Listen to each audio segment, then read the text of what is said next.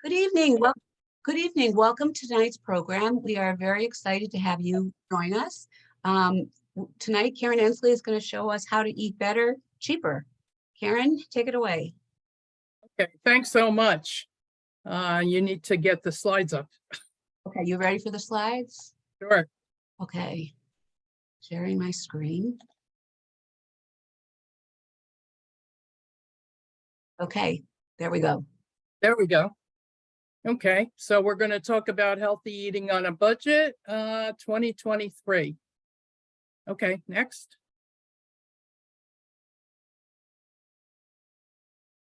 Oops. There. Okay, so just a little bit about Rutgers Cooperative Extension. There's 3 departments under Rutgers Cooperative Extension: Agriculture and Natural Resources. Madeline DiNardo is our agricultural agent. Michelle Bacchus is our environmental agent. 4-H Youth Development, Jim Nicknanowitz is our 4-H agent, and I am the Family and Community Health Sciences educator. Our partners for funding for Cooperative Extension include the university, county boards of commissioners, and also the National Institute of Food and Agriculture, known as NIFA, and which is part of USDA. And our state website is, you can see the address right there. And we also have information on Facebook going out, as well as Instagram, throughout Rutgers Cooperative Extension, through our departments. And of course, we have a large website on the under Rutgers, and our school is the School of Environmental and Biological Sciences at Rutgers, years ago known as Cook College. Next slide. And Justice for All, we serve all people, doesn't matter background, age, or any of the other issues, looking at making sure that our programs are accepted by everyone. And of course, we are part of a national network of Cooperative Extension. Every land-grant university in the country is connected to Cooperative Extension and has agents like myself that are working directly with the public on a variety of classes and projects across the board. Next. And we're going to be sharing these slides, so don't worry about whether you can read it or not. Right, Karen? Right, that's fine. We have to, by federal law, we have to include that slide. So for our objectives today, we're going to take a look at meal planning to save money, look at some of the basics, look at trying to waste less food, and also plan around produce, look at shopping, the importance of shopping lists and unit pricing, whether buying in bulk is a good idea or not, and how to stretch your dollar. And the third area is actually cooking and looking at store-bought versus homemade, and then looking at the importance of eating at home, and also what are frugal foods. Next slide. So I'm sure your family has said, what's for dinner tonight? And that's always an issue. So next slide. Today, we're going to talk about how to make a healthy and affordable meal and how to get the most value when you're shopping. Next slide. Next one. Yes, next slide. Okay, let's see why that didn't work. Wait. That's next. Yep. The 3 Ps of eating a healthy on a budget. Planning, of course, is first and so important. Looking at purchasing, and then looking at the preparing the foods. So with planning, which very few people actually do today, planning takes time to do on a regular basis.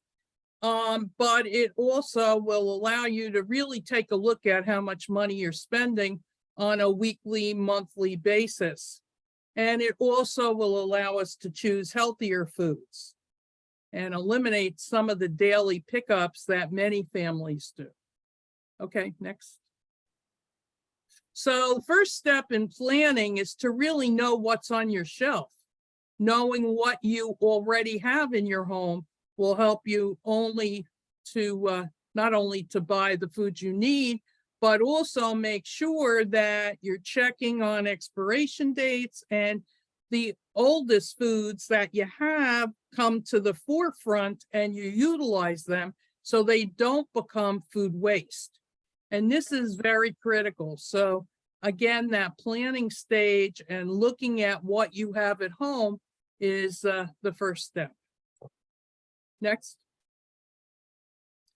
So planning on, based on what's in your refrigerator and pantry, some questions to ask yourself: what can I make with the foods I already have? And a fun activity might be to just construct a meal out of what you have.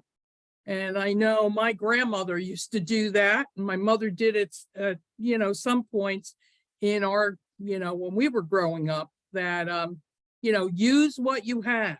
See how to be creative in using what's in your pantry or on your shelves, and also what's in the refrigerator or freezer.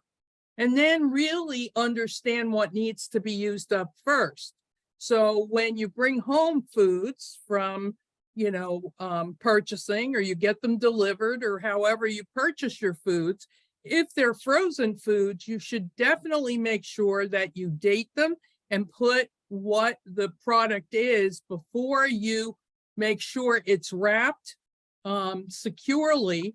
And then that goes to the back or the bottom of the freezer, and bring forward foods that need to be consumed because their expiration dates, including the dates that you list on the packages, are used up as close to the current date as possible.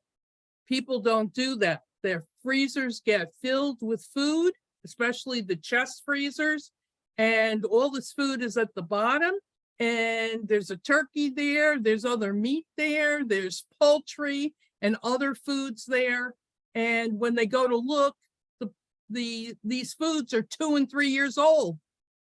And so understanding the importance of not overbuying, number one. Number two, to make sure that the freezer gets cleaned out and checked every few months, and make sure that what's in the bottom comes to the top and you get to use it.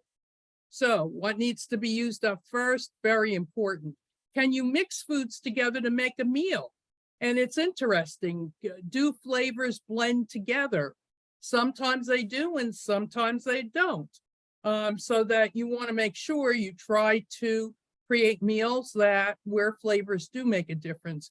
And then look at the overall picture. Is what you're putting together healthy, or is it loaded with saturated fat, salt, sugar, and other ingredients we really are trying to limit for our health? Next slide. So know what you want to prepare. So let's plan meals to, first, you want to be able to save time. You plan ahead, you will save time, and you want to be able to stretch your dollar, and then you want to help to keep your family eating healthy foods as much as possible. And whether we're talking meals or snacks, they all should be healthy. Next. So, of course, starting to plan a meal, when we look at a good place to go online for, information, there's all kinds of meal planning information, recipes, ideas for feeding people at all stages of life. My plate is a good picture of the way a plate should look. And you want to start with a protein. Maybe you can make in larger quantity and then freeze some, but we don't need much protein on a daily basis. 2 to 4 ounces at a major meal is all we need. And in the United States, we're eating double or triple that for many families. And so that puts stress on the digestive system and many of your organs because you don't need all that protein, especially your kidneys. Then add a grain, and the grains that you pick should be predominantly whole grain. So whatever the actual grain is, you want it to say whole grain. And then half that plate should be fruits and vegetables. And that's really the kicker in the US and around the world today, because in many countries, as well as in the US, the statistics show we're way behind in the amount of fruits and vegetables that we should be eating on a daily basis. So whether we're talking about pre-K kids, or we're talking about seniors, or we're talking about anybody else in between, this area of our dietary intake is very deficient. So adding half the plate, fruits and veggies, this picture is a good way to start to look at a plate and plan for most, half of that plate being produce. Adding a dairy product, and we're looking at low fat, fat-free, or low fat, meaning 1% fat type of dairy products, whether they be yogurt or milk or cheeses, to go for the lower fat varieties.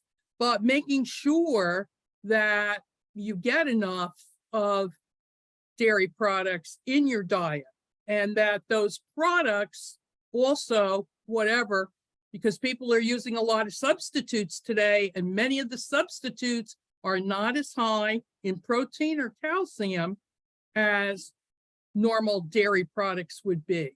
So making substitutions may be fine if there's good planning behind the plate, so to speak, and what people are eating and what the cook is planning.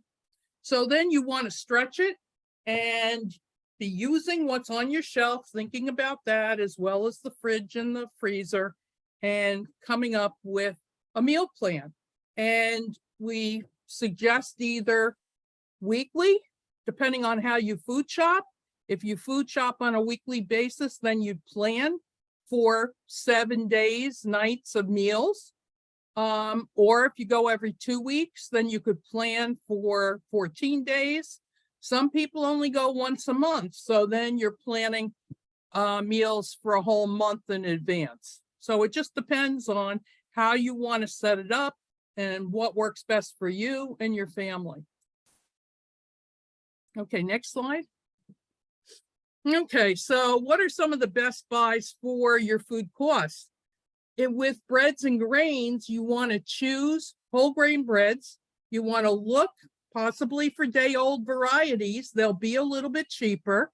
And to buy regular, say, brown rice and old-fashioned oats and grits in their pure form, rather than buying instant varieties that are already packaged.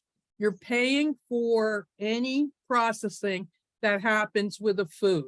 So of course, anything instant or ready to go is going to be higher in price. For your vegetables, you could be choosing large bags of frozen vegetables or fresh when they're in season.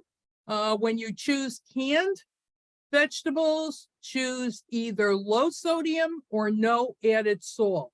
And especially we consume a tremendous amount of tomato sauce because we like Italian foods in this country, that the sauces, and you can buy quite a few today with store brands as well as name brands that have no added salt. And this is a huge, huge, important piece of information for anyone who has cardiovascular disease or diabetes, even certain types of cancers, that you want to keep your salt levels down, because most Americans are eating double to triple what they should be in salt on a daily basis.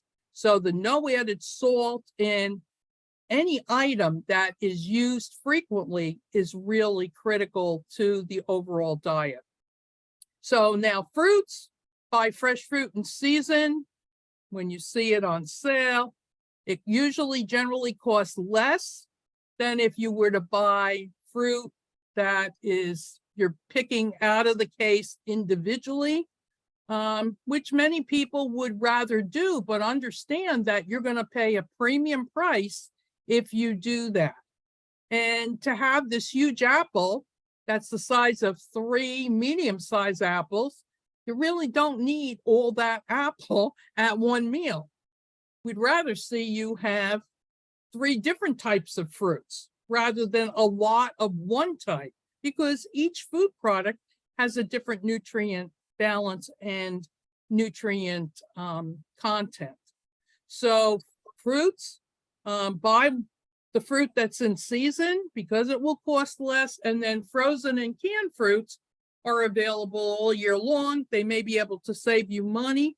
The only thing I would say with canned fruits is watch the sugar content, because fruits are either packed in what we call water or just general fruit juice. A lot of times it's pear juice, or they may be in a light syrup, which when you hear syrup, you know it's sugar, medium syrup, or heavy syrup.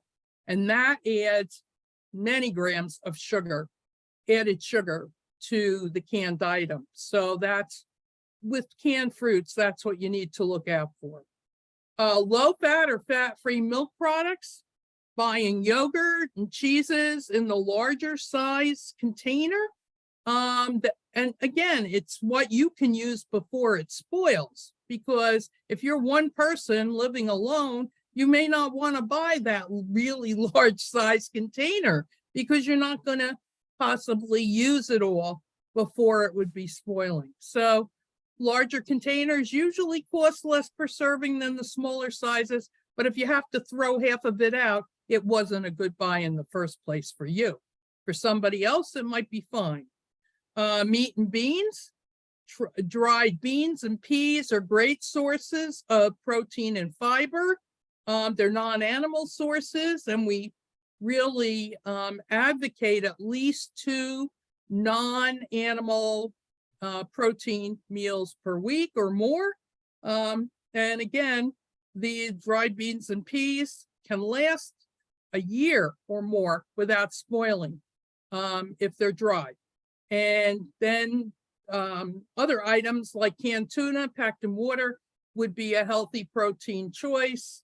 And the light tuna, you're looking at light and you're concerned about mercury, then use the white light tuna rather than albacore tuna.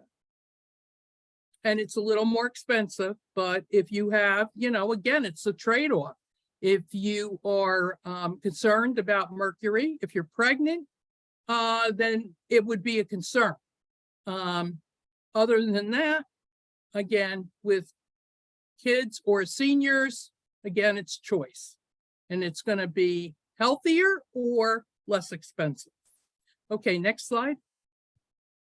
So planning the meals for the week ahead takes less time than going back to the grocery store for forgotten items. And this is, I think a lot of people were in shock with planning meals during the pandemic, because if you are not a planner and you weren't planning ahead for your meals and grocery shopping on a regular basis, a lot of families, it's just pickups every day. And it may be pickups for breakfast, again, pickups for snacks, pickups for lunch, or pickups for dinner.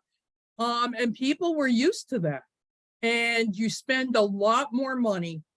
And there's many studies on looking at the cost differences between having, being in stores, whether it be a Starbucks or a Dunkin' Donuts or a ShopRite or a restaurant, that the more times you're going in and out, the more money you're spending on the foods that you're eating.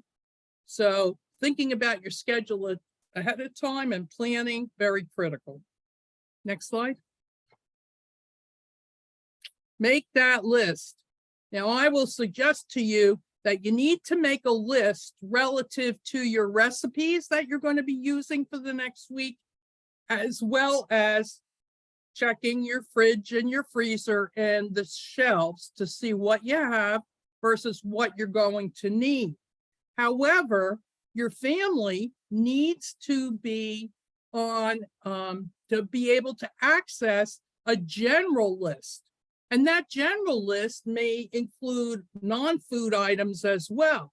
Somebody sees that the shampoo's running out, so they need a place to put the shampoo. Now, we're not talking about food here, but that's going to end up on the supermarket list, just like other non-food items will be as well. So there needs to be a place where all the family members can post if they're running out of a particular product. Those items need to be added at the bottom of your list so that when you do go shopping, you can pick those up, food shopping, you can pick these other items up as well, and it doesn't cause you to run out for a separate trip to just get toilet paper and tissues and other types of non-food items. So making a list, a general list, and then making a list of actually what you're going to purchase food-wise is critical. So your goal, wait a minute, go back. Go back. Sorry. Okay, so twice a week, we want you to, again, make sure you include some protein items, food items that are non-animal in source. And of course, beans, eggs are animal in source, but, again, they are not typical meat, poultry, fish. Peanut butter is another good source of protein, providing nobody has allergies. And check your grocery ads. Circling foods that you may need, looking at potential for coupons, and then also checking websites for supermarkets and companies for, items that you normally would use and need, and see if you can get them cheaper because you're using the coupons or any listings from the newspaper ads. Okay, next. Okay, so know what you're missing. Making that grocery list, of course, is essential. And then using the ads, coupons, and loyalty card savings as well. Next. So stick to the list and organize the list according to how the store is laid out. So, and if you're shopping in, let's say, a big box store like Walmart for some food items or other non-food items, and you're shopping in a regular supermarket like ShopRite, and then you're going to the farmer's market, I would suggest that you either have 3 columns and you list the products within the columns, or you have 3 lists, one for each facility, so that, you don't forget anything. So, and again, keep your lists in an area where people could add to it if need be. And you want to maybe keep a copy for future weeks as well. So when you purchase certain food products. Next. So you want to reduce waste, you want to keep your food safe. And waste reduction with foods, very often, it's people not storing foods correctly, and making sure that your refrigerated and foods that are coming out of the freezer in the supermarket or even if you have food delivered from a major supplier, that the foods get frozen and refrigerated as soon as possible. So making sure again, that any older expiration dates that you see on food products, they get pulled to the front of the pantry or the freezer or the fridge. And also in the summer months, you make sure you take a either refrigerated bags, or you take an ice chest or cooler in your car, put some blue ice or regular ice in it, bags of ice. And when you come out of the supermarket, that you put any perishable items on ice or on the blue ice until you get home. And especially if it's a very hot day, 90-degree or better, it's very critical that food gets transferred in your home to refrigerator or freezer within a 2-hour period. The 2 hours is really critical. You will waste less food when you use the oldest food first. Recreate foods that are about to spoil, so you don't want to. You have cheese and you look at the expiration date, which is the end of the week or the beginning of next week. Use it for a dish that week or over the weekend, so you don't have to throw it out. People have a lot of issues, eating moldy foods. Don't realize it can make you very sick, very ill. And if you have, for instance, hard cheeses, you need to cut at least an inch away from where you see the mold.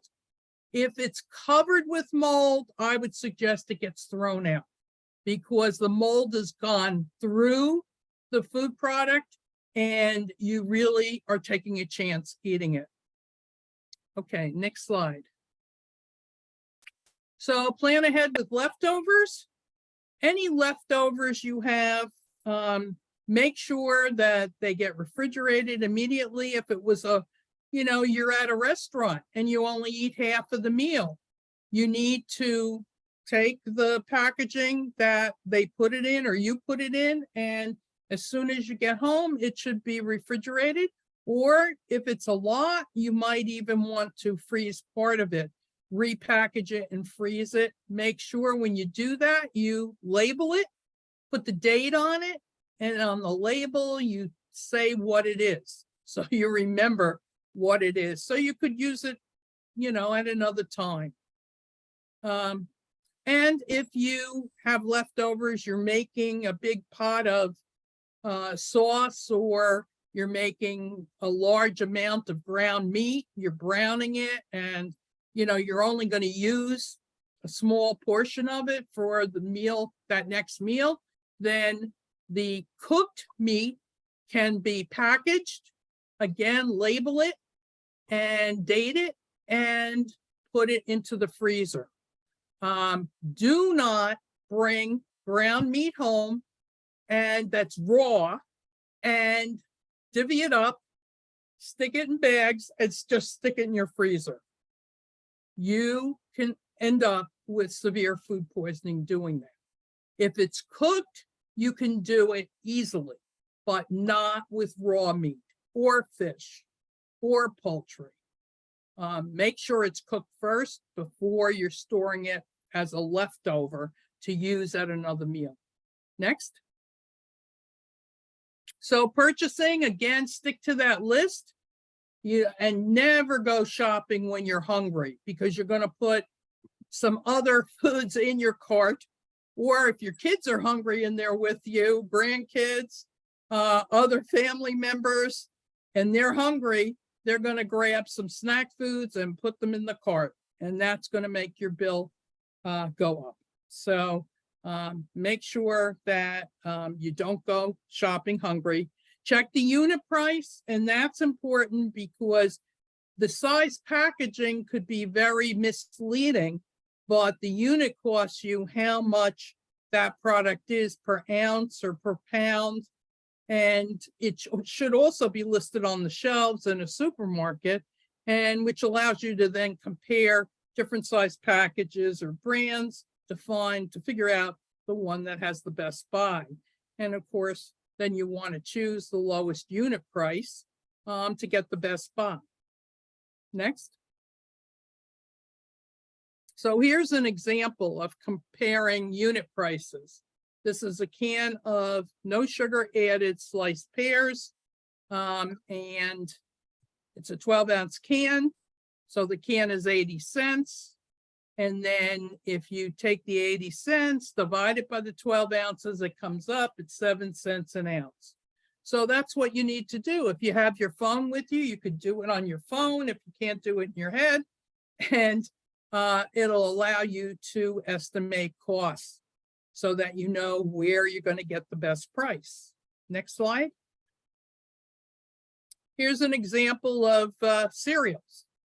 The top one is a 16 ounce box. It's $2.50. It's 15 cents an ounce. And the 32 ounce box happens to be $3 and it's 9 cents an ounce. So in this case, the giant size is the better price, but that's not always the way it is. So comparing prices per ounce is the way to go. So unit pricing and understanding that is important. Next. Here's an example. Are we going to have healthy snacks or not?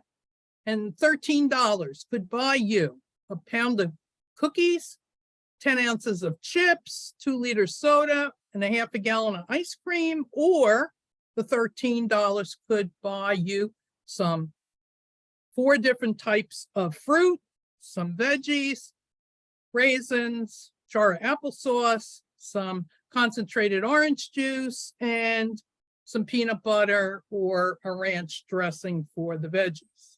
So, you know, we have a lot of choices, and a lot of times our healthier snack foods and healthier veggies and fruits are a little bit less than buying the typical chips and sodas and ice cream and other type snack foods that are common with most families. Next.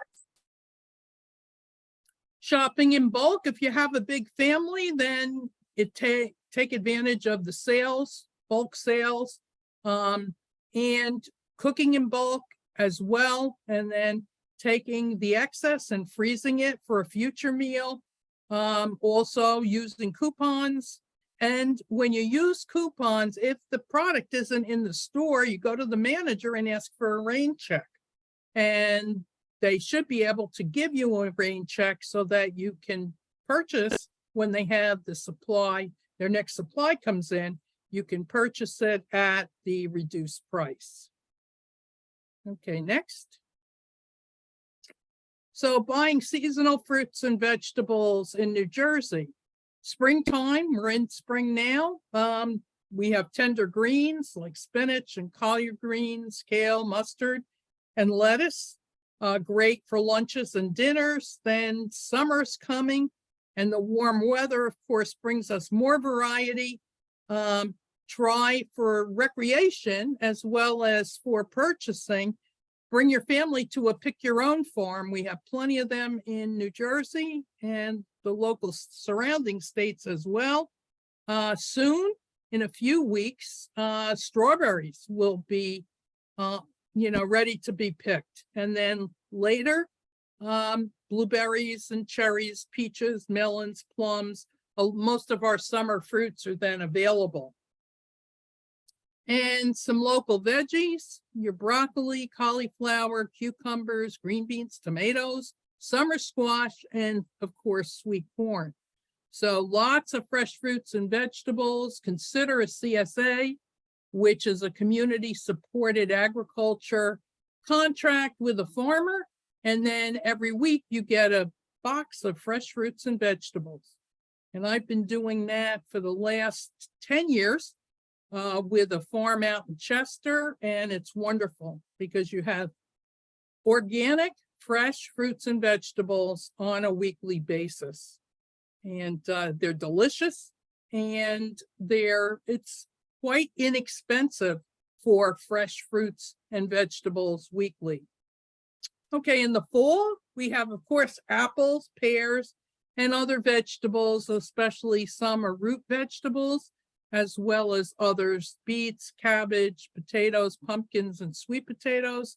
And in the winter, of course, our local fresh fruits and veggies that we picked in the fall will last a long time if they're kept in a cool, dry cellar and or your basement. And you can look for them in your local food store, or we have winter farmers markets as well in New Jersey. Next. So some coupon tips. Use coupons on sale items. Then it's even cheaper. And the store brands can still be cheaper even when using a coupon on a national brand. So you really have to compare using the coupons without and looking at the brands that you like. And then look for stores that allow double coupon values on certain days. Some stores will allow you to use a manufacturer's coupon plus the store coupon. Some don't. So you need to get to know that, especially on products that you use on a regular basis. And then some stores will price match at the register. So do your research, bring the ads with you to the store. And make sure you have your phone, and you can also use, have the coupons on your phone as well. Next slide. So stretching your dollar, you want to purchase fruits and veggies from the produce section, not the salad bar. When you buy from a salad bar, you're paying by the ounce, and it's very expensive. Purchase fruits and vegetables in season. Also add vegetables to costly dishes, and instead of more meat. Grocery bargains are often on the top and bottom shelves in a market and in out of the way places. So sometimes you really have to look for them. Most store or generic brands usually are cheaper, but not always. So again, it's, really doing that comparison shopping. If you buy name brands, look for coupons in the paper, store ads, or online, and only use coupons for foods that are already on your list. So you don't want to, people put coupons and then go to the store and start buying all these other products. Maybe they'll use them, maybe they never will. So again, use the coupons for foods that you definitely are going to use. Next. Okay, lean cuts of meat provide more for your dollar. Less tender cuts are cheaper, but you need to marinate them or cook them in liquid in a slow cooker, for example, or you could cook it, roast it in the oven with liquid in it, or even using a Dutch oven on top of the stove, but it can't be thrown on a grill because they'll be very, very unappetizing and tough.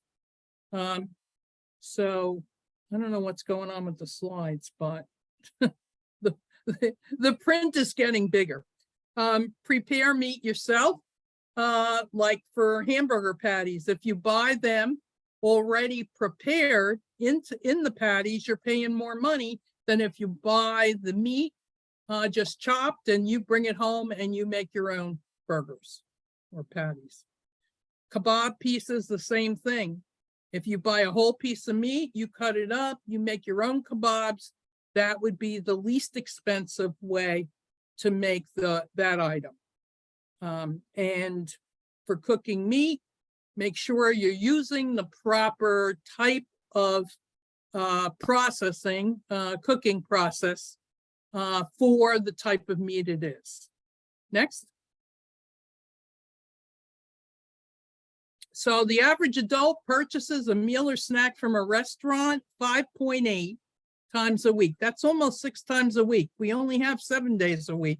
So if we are going to try to cut the amount of money we're spending, then eating out has really got to be once in a blue moon, not going to be almost every day or more than once a day for some folks.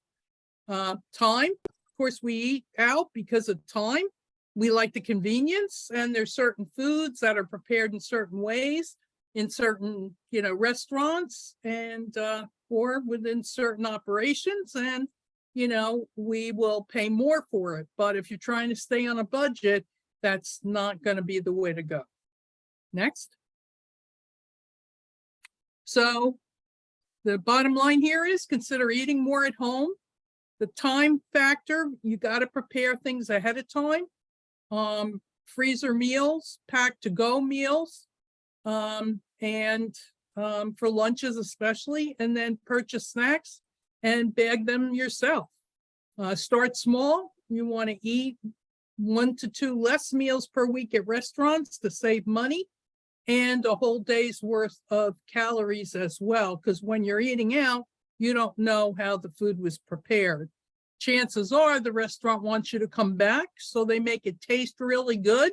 They'll add extra oil or extra butter or extra sugar, extra ingredients, and then that adds up for additional calories as well. Next. So beware of frozen dinners, because many of them are high in fat, salt, and sugar. Make your own frozen dinners. With leftover food, you certainly can make a plate and freeze it yourself. And freeze in meal-sized portions. That helps. You can then just pull out the food when you need to. And discard food, of course, left out more than 2 hours. And make sure you label your packages before you put them in the freezer. Next. Boxed meals decrease the fat. So you can, if you were making macaroni and cheese, you can cut back on the margarine, or you can cut back on the salt or other ingredients. Use a lower fat type cheese rather than 100%. Cheese that is 100% butterfat. Hamburger helper as an example. If you were using that, drain the meat well before you add other ingredients from the helper, so to speak. And then example for brownies, 2 good ways to make brownies without oil would be to use unsweetened applesauce for the vegetable oil, or you can use black beans. Canned black beans work really well as well. Another example, using 2 egg whites for 1 whole egg. So if you're trying to cut back on the number of egg yolks a week, then that would be one way to do it. Next. Decrease sodium with any box meals. Use half the seasoning packet. Cut back that way. And add vegetables. For instance, the canned soup, add extra vegetables. You'll stretch the soup, and we need the additional vegetables. Same thing with pasta sauces. And if you have anything like Jell-O or puddings, add some fruit to it. Add some other nutritious foods to it so that it has more nutrient value to your overall diet. Next. With eggs, they're a frugal food, and they're usually less than $5 a dozen. Good source of protein. Potatoes, high in fiber, vitamin C, and potassium. You can bake them, boil them, roast them, add them to casseroles and soups. It's a great product to include on a weekly basis.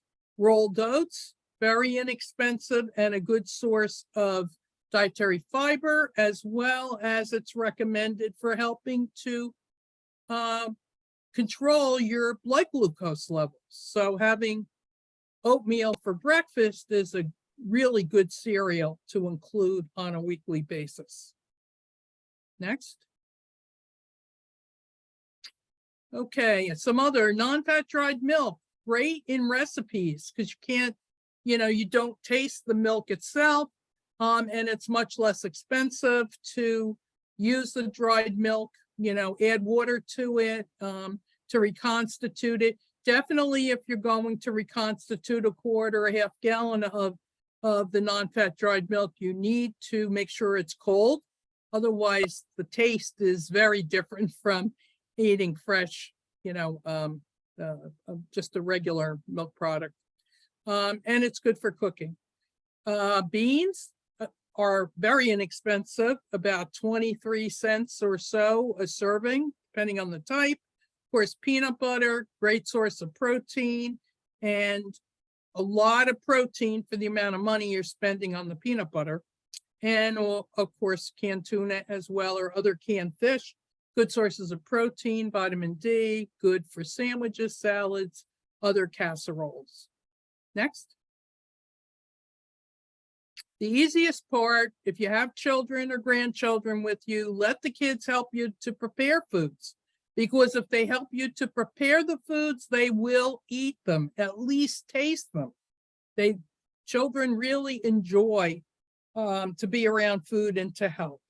So the only thing I would say, if you have very young kids, 2, 3, 4 years old, be careful with any knives or any sharp, spoons or, any other stirring or mixing items. So that would be the only thing. Other than that, kids can participate and they really enjoy doing that. And you're helping them to learn, hopefully, some good cooking methods that are, not high in fat, salt, and sugar. So broiling, baking, grilling, steaming are all good sources of cooking methods that really can give you healthy, nutritious food products. Next. And here's some different apps that you might want to try. Grocery Pal shows you sales in stores near where you live. Coupon Sherpa has a barcode on the phone for the cashier to actually scan. And Keyring rewards cards actually keep all your store loyalty cards in one place on one app. ShopRite, of course, allows you to scan barcodes of foods, and you can get nutrition advice from their dietetics folks. And Apples to Oranges allows you to compare the price or calorie content of two similar products. And there's many other apps today that are, in the mix, so that you can access them for groceries or planning, or any of the stages of eating healthier meals. Next. So this is the last slide. Keep healthy items on hand. You want to make that healthy meal plan for at least a week, and then make your shopping list of items that are going to meet the planning that you've done, and make sure you're a smart shopper at the store, get your best buys, and then stick to your plan when you get home. And you will be able to save some dollars. And my suggestion is that you save those dollars in a savings account and label that savings account for something that you and your family would like to achieve, maybe towards a vacation or towards some item in the family household that everybody would like to have. So that would be my suggestion. Good luck, and I am happy to answer any questions. So thank you very much, Karen. That provided a lot of useful practical advice, especially for the coupon gathering programs. I'm wondering if anybody does have any questions. Now is a good time to ask them. I always wonder about the, is it cheaper to buy online or not online? And you got to compare. You got to compare. You might be able to go to a big box store for certain items and have it much cheaper than buying online. Remember, online has to get delivered too. So, you're not, and if you go to the big box store and you call ahead of time and have them shop for you, you're paying for that too. It's the same, because they're doing half the work. So anytime the vendor is doing part of the work, you're going to pay more. The more you do yourself, the less you will spend. I'm going to stop the recording here, and I'm on the surface here. Before we end, I want to thank everybody, especially Karen Ensle,